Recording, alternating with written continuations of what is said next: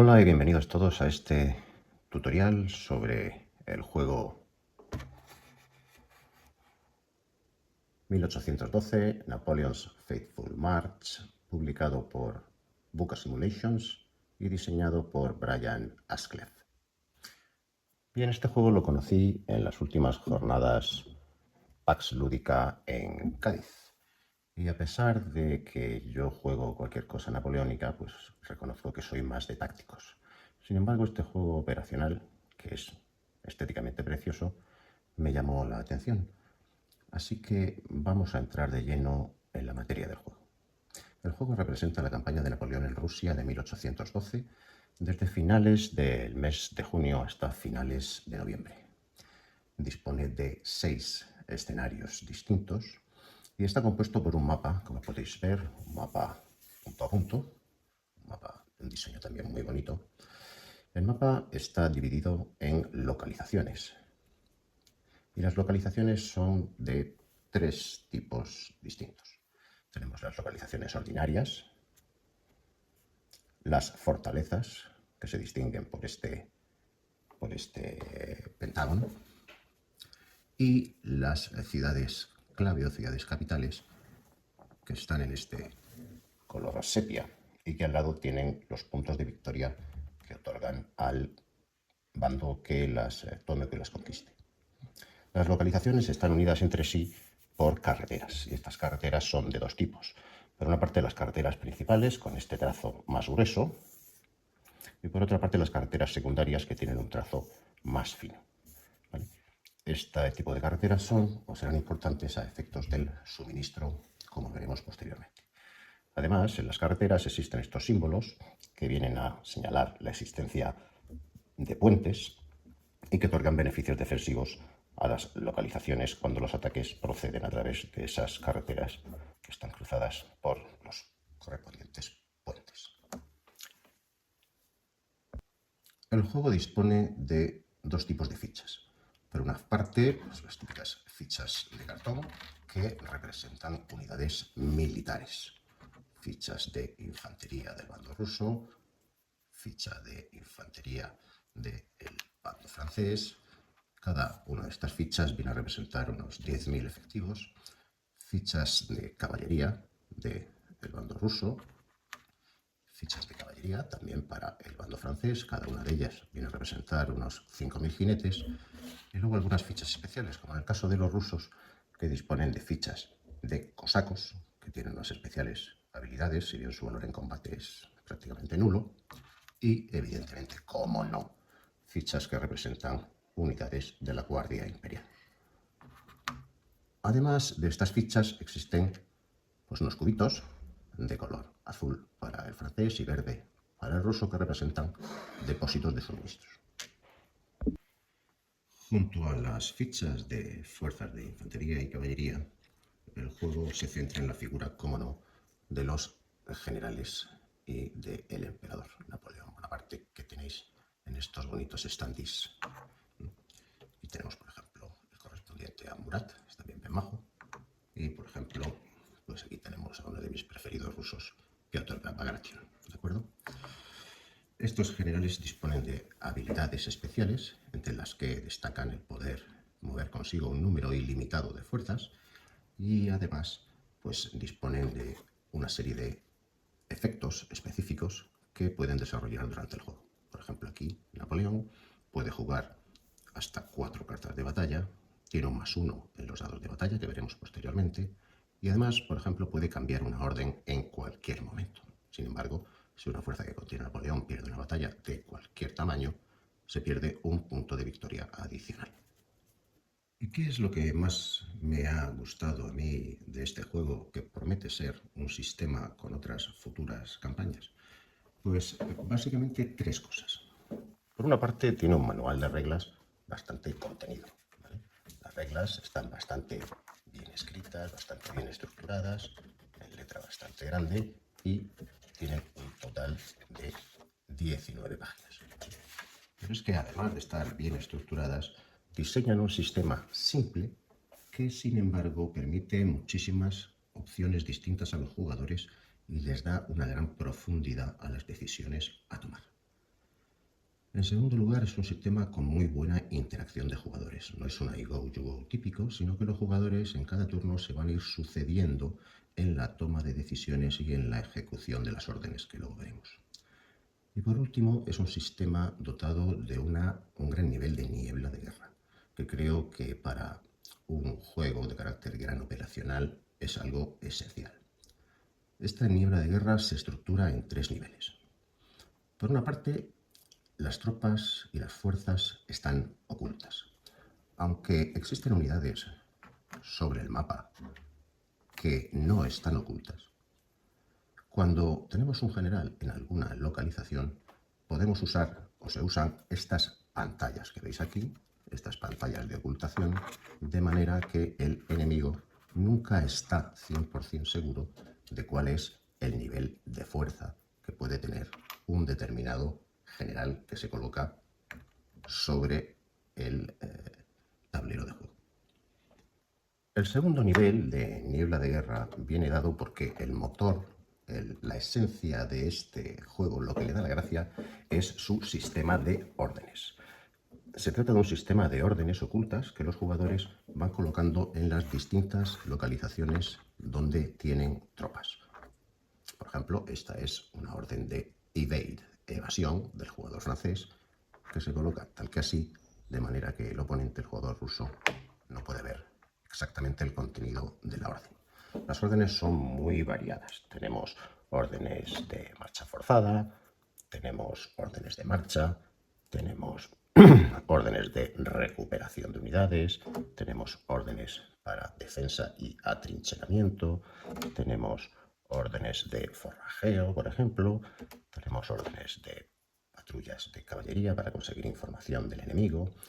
Hay todavía más órdenes distintas y además esto se completa mediante la existencia de unas órdenes dummy, órdenes falsas, que contribuyen todavía más a ocultar los movimientos programados y las operaciones establecidas para las fuerzas sobre el tablero.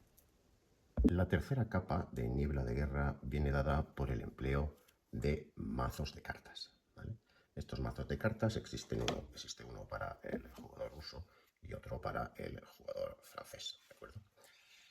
Estas cartas se emplean con una doble función. Por una parte, permiten que cada jugador pueda incrementar el número de órdenes que puede dar a sus formaciones en un turno determinado, y además estas cartas pueden jugarse, si se quiere, por los eventos que representan. Por ejemplo, aquí tenemos pues una serie de cartas cogidas más o menos al azar, ¿de acuerdo? Esta carta, por ejemplo, Dabut Takes Command, permite obtener 2 órdenes adicionales si se emplea de esa manera en el turno, o bien si se juega como el evento, te permite colocar a Dabut y un punto de fuerza francés en cualquier área ocupada por el francés, ¿vale? Y Dabut es, como todos sabéis, un general estupendo. Muy bien, pues esta es la presentación y sin más vamos a pasar a hacer el setup y preparación para jugar el primer escenario. Las águilas marchan hacia Smolensk. Pues lo primero que tenemos que hacer para jugar esta campaña, que empieza en el 5.º turno de junio y llega hasta el 4.º turno del mes de agosto, es preparar los mazos. Como la campaña empieza en junio, lo primero que tenemos que hacer es, de cada uno de los mazos, ¿vale?, tenemos que quitar las cartas de invierno. Las cartas de invierno son las que tienen este simbolito de nieve y que solo se utilizan durante la campaña en los meses de invierno. Esto hay que hacerlo tanto para el bando francés como también para el bando ruso. Estas cartas quedan fuera del mazo de juego por ahora. Lo siguiente es construir los mazos iniciales. El mazo inicial del francés, vamos a apartar esto. El mazo inicial del francés está constituido por su carta de dummy, que siempre se tiene en la mano, y por 4 cartas, de las cuales una de ellas la puede elegir entre alguna de estas 3 cartas que veis aquí, ¿vale? Caballería de Murat, que aumenta el valor de la caballería, Hard Marching, que pues permite recibir una orden de Force March adicional, y Fast Marching. Bueno, pues esto permite las unidades que hacen marcha mover 2. Nosotros por lo pronto vamos a coger esta carta, ¿de acuerdo? Y va a estar en el mazo. Las otras cartas las barajamos con el resto del mazo y completamos la mano inicial con 3 cartas más. Esta será la mano del jugador francés, ¿de acuerdo? Vamos a hacer lo mismo con el jugador ruso. El jugador ruso también tiene una mano donde siempre tendrá una carta, su carta de dummy, y tiene solo una mano de 3 cartas, de las cuales una de ellas la puede elegir entre alguna de estas cartas que veis aquí. Bien, nosotros, como es bastante probable que tengamos que salir corriendo, vamos a elegir esta carta de Confused Retreat, porque nos permite colocar gratuitamente 2 órdenes de evasión, que hoy por hoy creo que no será muy útil. Así que el resto de cartas las colocamos en el mazo, barajamos y cogemos al azar 2 cartas adicionales. Y este será el mazo de juego del jugador ruso. Para este tutorial vamos a jugar como si fuéramos el jugador francés. Así que la mano del jugador ruso la vamos a mantener oculta. Y vamos a ver qué es lo que le ha tocado al jugador francés en suerte. Bueno, tiene su carta de dummy, tiene esta carta de Hard Marching que habíamos elegido inicialmente y otras 3 cartas que nos han tocado, ¿de acuerdo? Estas cartas son War Weariness, que da 3 órdenes adicionales. El tercer cuerpo de Ney, que da también 3 órdenes adicionales. Y además, al tener este simbolito, es una carta de batalla. Se puede emplear en batalla por su efecto, que dobla el valor de combate de hasta 3 unidades francesas, ¿vale? Y también tenemos esta otra carta de 3 puntos, que también es carta de batalla, que dobla el valor de combate también de 3 puntos de infantería francesa. Muy bien, pues una vez repartidos y hechos los mazos iniciales, hay que hacer el despliegue inicial de fuerzas sobre el mapa. Pues este sería el despliegue inicial. Están colocadas las unidades sobre el mapa en base al escenario número 1. Como podéis ver, este escenario número 1 comienza en el mes de junio, la última semana, y dura hasta la 4ª semana del mes de agosto. Este escenario comienza con la iniciativa en manos del francés y con un colchón de 11 puntos de victoria a favor del jugador ruso. Bueno, el juego come bastante mesa porque las pantallas de ocultación de las unidades rusas hay que ponerlas en algún sitio junto con las pantallas de ocultación de las unidades francesas. El escenario comienza con la Gran Armée agrupada en esta zona. Podéis ver está Napoleón, Murat, Jérôme y Eugene de Beauharnais. Y se enfrentan, pues en los flancos está Bagration, está Platov, en el centro está Barclay con el propio Alejandro y más al norte está Wittgenstein. El escenario comienza con toda una red de depósitos del jugador ruso que se extiende por todo el mapa. Como veis, los depósitos han de estar ubicados en localizaciones que tengan este símbolo, ¿de acuerdo? Estas localizaciones de aquí, que no tienen ese símbolo, no son hábiles para colocar depósito. Aquí sí, aquí no, etc. Pues vamos a iniciar la secuencia de juego, ¿vale? Al principio de cada mes se juega una fase R, ¿vale? Una fase de recursos, pero no estamos al principio, estamos al final de junio. Estamos en el turno 5 de esta secuencia, turnos del 1 al 5 en el que se hace todo esto. Así que lo primero sería coger una carta. Pero en este caso, como es el turno inicial, las cartas ya están repartidas y no se coge carta. Lo siguiente es jugar una carta por órdenes adicionales, ¿de acuerdo? Bien, esta es la fase más importante probablemente de cada turno. Cada jugador en su turno tiene un mínimo de 2 órdenes, además de disponer de sus 4 órdenes fantasmas y una orden de forrajeo para el francés, y para el ruso sus 4 órdenes fantasmas y una orden de patrulla de caballería. ¿De acuerdo? Esto siempre lo va a tener cada jugador por turno. Son las órdenes para introducir aún mayor niebla de guerra, estas órdenes fantasmas. Además, el escenario establece que por los preparativos de guerra de Napoleón se debe de colocar en Comno una orden de colocar depósito. ¿Vale? Así que esta va aquí. Bien, sobre estos mínimos, cada jugador dispone asimismo por turno de 2 órdenes. Esas 2 órdenes adicionales las puede incrementar jugando una carta por los puntos para operaciones.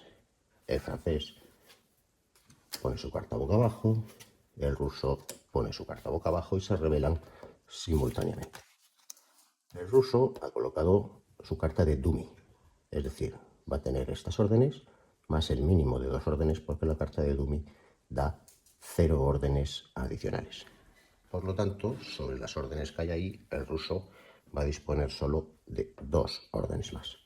El francés revela su carta también y ha jugado una carta de 3 puntos. Así que tiene sus 2 órdenes adicionales más 3 puntos de órdenes de la carta, le permite colocar 5 órdenes adicionales.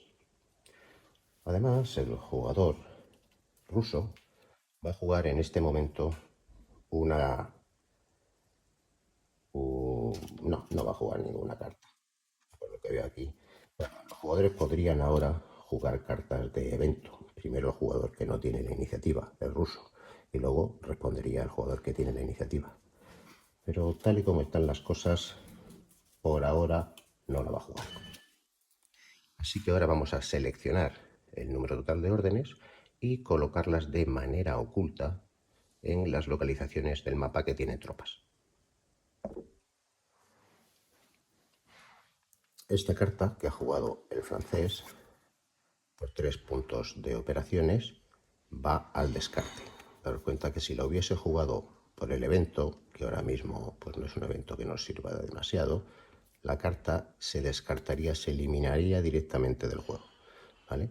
Así que como la ha jugado por los puntos, va al descarte.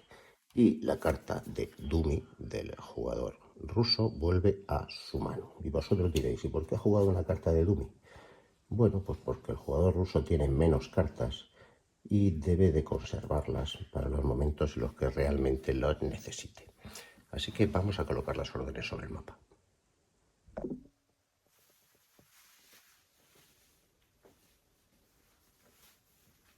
Pues ya están colocadas de manera oculta, es decir, el enemigo solamente ve un símbolo, daros cuenta que solo vemos un símbolo con la bandera rusa en las órdenes rusas, y el ruso también pues solo vería el símbolo de la bandera francesa en las órdenes que nosotros hemos colocado. A continuación se ejecutan secuencialmente las órdenes en un orden determinado. Y lo primero que se ejecuta son las órdenes de marcha forzada, luego se ejecutarán las órdenes de patrullas de caballería, luego se ejecutarán las órdenes de marcha, luego las de evasión, las de defensa, posteriormente las de rally, las de raids de cosacos y las de colocar depósito. Y por último, en la fase de attrition o de desgaste, se revelarán las órdenes de forrajeo. Las órdenes se ejecutan en el orden que hemos visto, así que vamos a empezar por las marchas forzadas. El jugador con la iniciativa, que en este caso al inicio del turno es el jugador francés, determina quién va a empezar revelando órdenes de marcha forzada y decide que va a ser el primero él en revelar una orden de marcha forzada. La primera orden de marcha forzada que va a revelar va a ser la orden de marcha forzada que está con Murat. La revela y la enseña al contrario y ya la puede retirar. Las órdenes de marcha forzada nos permiten andar hasta 2 localizaciones, ¿de acuerdo? Así que Murat va a andar 2 localizaciones de Kovno hasta Vilna. Las fuerzas que se componen solo de caballería pueden andar hasta 3 localizaciones, pero Murat lleva bastante infantería con él. Bien, esto supone que ahora le toca hacer orden de marcha forzada al jugador ruso. El jugador ruso tiene una orden de marcha forzada con Bagration, ¿vale? Así que la revela y ejecuta la orden de marcha forzada. Bien, Bagration va a hacer lo siguiente. Va a andar 2, 1 y 2. Y se va a colocar aquí, absorbiendo a estas unidades, que van a pasar a engrosar la pantalla de Bagration. Bien, se me olvidaba comentar que cada vez que se utiliza una orden de marcha forzada, las unidades sufren una penalización si tienen un combate. Esa penalización es que las fuerzas se reducen a la mitad. Así que colocaremos aquí con Murat este marcador de por 0,5 indicando que sus fuerzas van a la mitad si hay combate. Bueno, y también colocaremos un marcador en las fuerzas de Bagration. A continuación le toca al jugador francés ejecutar su marcha forzada y va a ejecutarla la que tiene con Napoleón, ¿de acuerdo? La revela y mueve de aquí también a Vilna. Como es marcha forzada, pues seguimos dejando también este marcador de 0,5 que aplica a las dos fuerzas. Ahora le toca al jugador ruso. Bien, el jugador ruso ya no tiene más órdenes de marcha forzada, así que tiene que pasar. Y le vuelve a tocar al jugador francés. El jugador francés va a ejecutar esta orden, ¿vale? Que está con Eugene, ¿vale? Que se encuentra aquí, perdón, aquí, en su walkie, y va a andar 2 localizaciones, 1 y 2, para proteger esta orden de depósito que hay aquí en Kovno, porque, recordemos, aquí hay unas unidades rusas que tienen algo, no sabemos lo que es, pero si es una orden de marcha y no tenemos a nadie en Kovno, podrían avanzar a Kovno y destruir esta orden de creación de depósito. Así que vamos a mover aquí a Eugene, que como ha hecho marcha forzada, pues también necesita indicarlo con un marcador que reduzca al 0,5 su potencia. El ruso, como no tiene más marchas forzadas, le sigue tocando al jugador francés, que revela la siguiente. Esta orden de marcha forzada de Jérôme. Y Jérôme lo que va a hacer es andar uno aquí y otro aquí. ¿De acuerdo? Ejecuta marcha forzada. Luego tiene una penalización de 0, de por 0,5 por la marcha forzada. Pero además está cruzando este puente que hay aquí, que le vuelve a reducir otro 0,5, porque está atacando a Platov, ¿vale? A través de un puente. Pero claro, el jugador francés sabe que Platov tiene solo cosacos que no valen una castaña, así que no tiene ningún problema. Bien, ya no quedan más. El jugador francés declara que ya no tiene más órdenes de marcha forzada, así que toca ejecutar las siguientes órdenes. Las siguientes órdenes son las órdenes de patrulla de caballería. ¿De acuerdo? El jugador francés tiene la iniciativa y como no he puesto ninguna orden de patrulla de caballería, pues tiene que pasar y ejecutarlas el jugador ruso. El jugador ruso sí tiene una orden de patrulla de caballería, aquí, con Platov, ¿vale? Esta orden de patrulla de caballería, en principio, pues se revela y se quita.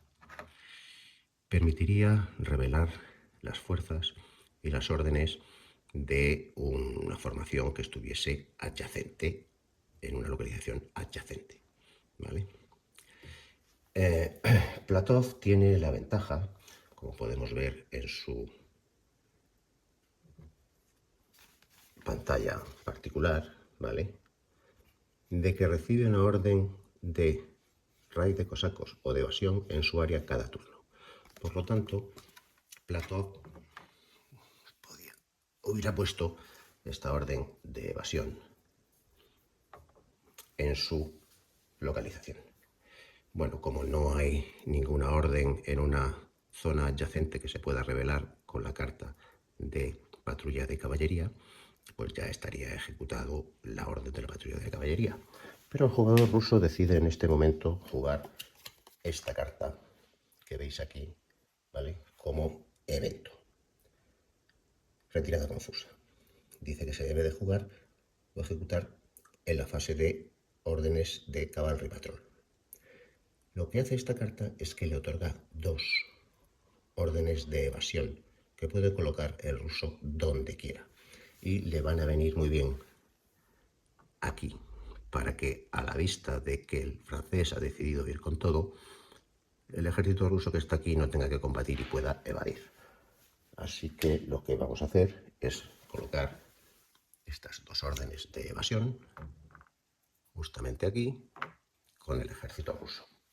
Esta carta, cuando se juega por el evento, tiene este símbolo, quiere decir que se descarta permanentemente del juego. Muy bien, después de haber ejecutado las órdenes de patrulla de caballería, corresponde ejecutar las órdenes de marcha. El jugador francés, con la iniciativa, dice que mejor que empiece el jugador ruso con las órdenes de marcha. El jugador ruso tiene una orden de marcha. Aquí, en esta localización. Así que la ejecuta. La orden de marcha permite mover una localización. Así que estas unidades se van a venir aquí, donde está Tormasov, y van a engrosar, se van a colocar dentro de la pantalla oculta de Tormasov.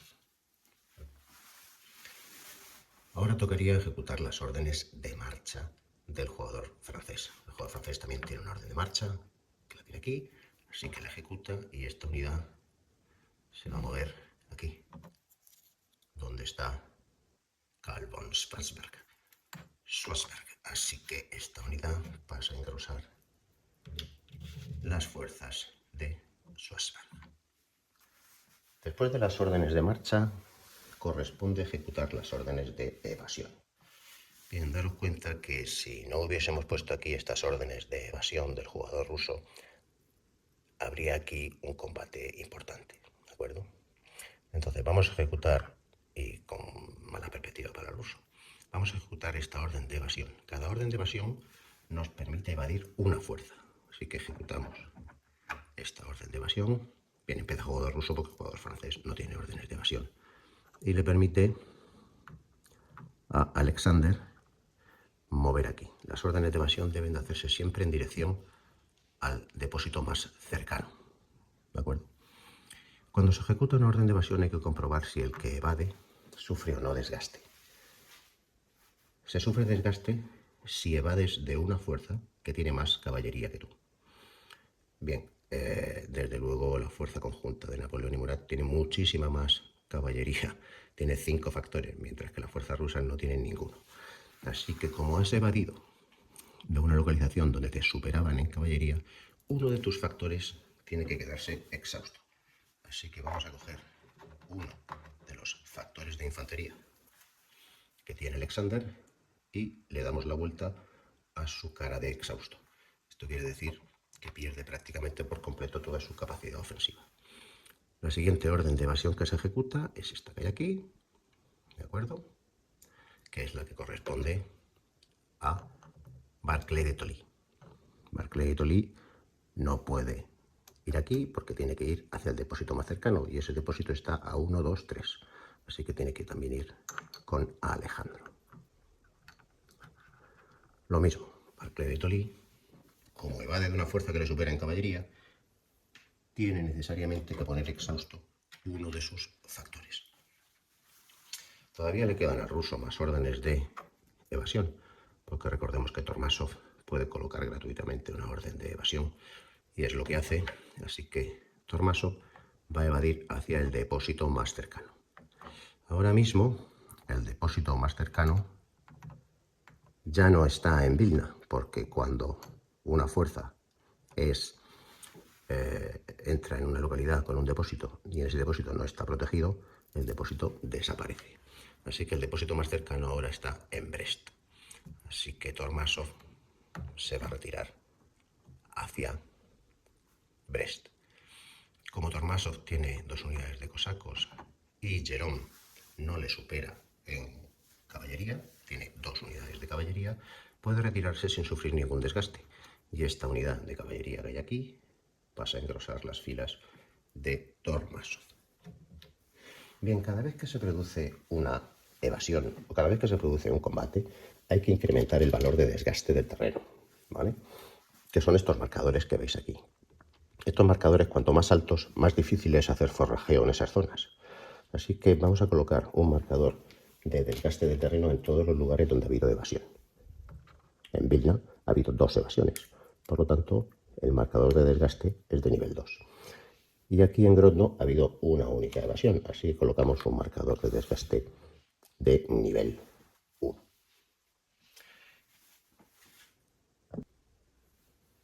Bien, pues seguimos ejecutando órdenes. Después de ejecutar las órdenes de evasión, ¿vale?, llegaría a la fase de resolver batallas y ejecutar las órdenes de defensa. Sin embargo, no tenemos ninguna localización en la que haya tropas de ambos bandos, porque los rusos han salido corriendo espectacularmente. Así que no existirán batallas en este turno, ya lo veremos más adelante. La siguiente orden a ejecutar es la orden de rally, ¿vale? Orden de recuperación. Esto permite recuperar unidades que estén exhaustas. Sin embargo, ningún jugador ha colocado ninguna orden de rally. La siguiente orden a ejecutar son los raids de cosacos, que tampoco se han colocado ninguna orden de ese tipo.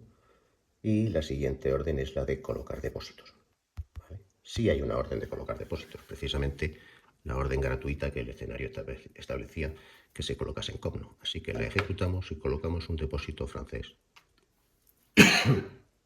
en Comno. La última orden que se ejecuta es la orden de forrajeo, que se ejecuta durante la fase de attrition. Y eso es lo que vamos a ver a continuación, cómo resolver la fase de desgaste o de atrición. Lo siguiente que vamos a realizar es eliminar todos aquellos marcadores que hasta este momento no se hayan utilizado. Son básicamente los marcadores de dummy de las distintas formaciones y que han estado aquí metiendo mucho miedo, pero que realmente no tenían ninguna, no han tenido ninguna utilidad, ¿vale? Estos marcadores de dummy siempre se colocan a efectos de amenazar con que sea realmente una marcha o una marcha forzada, que sean pues otro tipo de orden, ¿vale? Nos queda aquí, por lo tanto, solamente ejecutar este marcador de forrajeo. Bien, el forrajeo se ejecuta de la siguiente manera. Lo primero que hay que hacer es una tirada de dados de tiempo.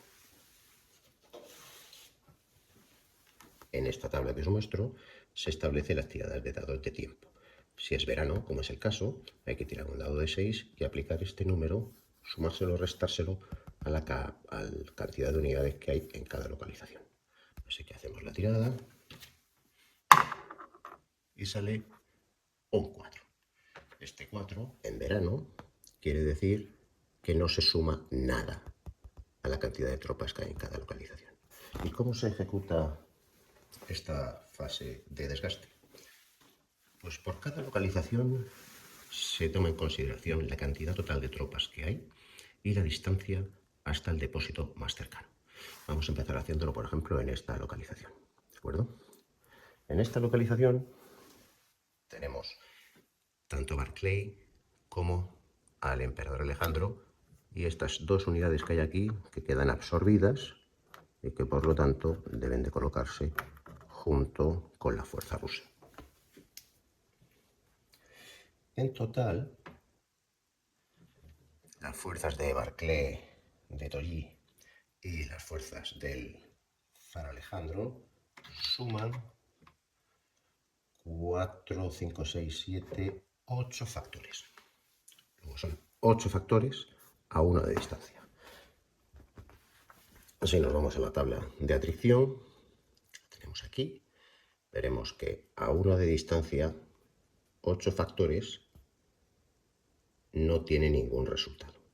Y son 8 factores porque por la tirada de tiempo no hay que sumar nada al dado, ¿vale? Si la tirada de tiempo hubiese sido más 2, pues en vez de 8 tendríamos 10 y pasaríamos a este resultado. Por lo tanto, la tirada de desgaste de esta localización tiene resultado 0. Ahora vamos a hacer la tirada de desgaste de la localización donde están Murat y Napoleón, ¿vale? Murat y Napoleón tienen una barbaridad de gente, ¿vale? Tienen exactamente más de 21 o más. Y están a 1 de distancia. Al estar a 1 de distancia, ¿vale? Ya da igual que sumemos nada por la tirada de tiempo porque tienen bastante más de 21 factores.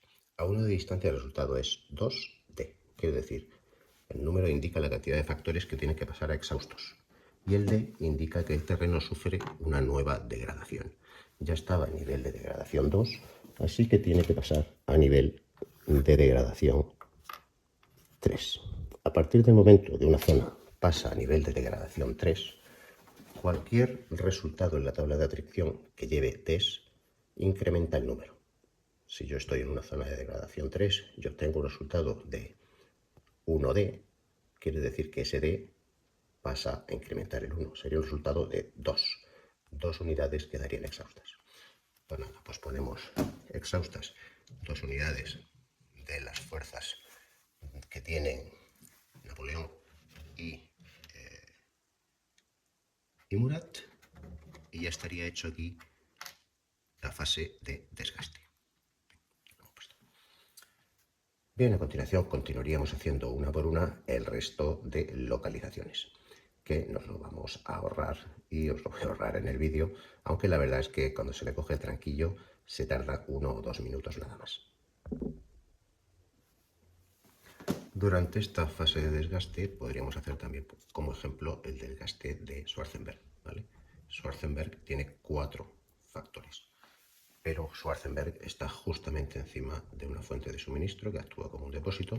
Luego son 4 factores a 0 de distancia, no sufre ningún desgaste. Ahora bien, como tiene una orden de forrajeo, la orden de forrajeo nos permitiría reducir en 2 el número de desgastes que tendríamos que sufrir durante el forrajeo. Evidentemente, esta orden de forrajeo en el turno 1 pues no es muy útil para el francés porque todavía no está lejos de su fuente de suministro. Hubiera sido muy útil si hubiese estado aquí con Napoleón y con Murat, pero cuando se colocaron las órdenes, esto estaba en poder del ruso y no podíamos colocar aquí órdenes de forrajeo, ¿de acuerdo? Así que eliminamos también esta orden. Y esto sería el final de la fase de atracción. Ved que los números de destrucción del terreno se van incrementando muy duramente, ¿vale? Y que las unidades van sufriendo muchas pérdidas de fuerzas de unidades frescas que pasan a estar exhaustas. La pérdida del depósito ruso que había aquí, y que pasa aquí al force pool ruso, supone una penalización para el jugador ruso. Cada vez que un jugador sufre la pérdida de un depósito, debe descartar de su mano una carta. Así que el jugador ruso debe descartar una de estas cartas. Y pues bueno, pues va a descartar esta, ¿vale? La pondremos en el mazo de descartes. Al jugador ruso solo le quedan ahora mismo 2 cartas. Y una de ellas sabemos que es la carta de Dumi. Esto va a ser una pesadilla siempre para el ruso, ir manteniendo suficientes cartas en la mano a medida que vaya perdiendo depósitos. También, y como consecuencia de la evasión de los rusos de la ciudad de Vilna, que da 2 puntos de victoria, como ahora el jugador francés está en posesión de Vilna, esos puntos de victoria deben de deducirse del colchón de puntos que tiene el ruso. Así que el ruso pasa de 11 a 9 puntos de victoria. Pues ya solo queda la última fase de turno, que es la fase en la que se comprueban las líneas de comunicaciones, ¿vale? Cada depósito de cada jugador en el tablero debe de estar como mucho a 4 localizaciones de distancia unos de otros y comunicados con algún punto de suministro de los de fuera del mapa. Y esas 4 localizaciones tienen que ser necesariamente por carreteras principales, ¿vale? No valen las carreteras secundarias. Bien, como no ha habido alteraciones en los depósitos más allá de la pérdida del depósito ruso en Vilna, podemos comprobar que el resto de depósitos rusos, todos ellos están comunicados por 4 o menos carreteras principales y comunicados con algún punto de suministro fuera del mapa. Lo mismo ocurre con el francés, que tiene solamente un depósito y que está exactamente a 1 y 2 de, por ejemplo, este punto de suministro de Prusia. Muy bien, pues este es el final del turno y el siguiente vídeo será para realizar el mes de agosto, la fase de refuerzos o reemplazos del mes de agosto y 1 o 2 turnillos. Así que nos vemos en el siguiente turno. Gracias.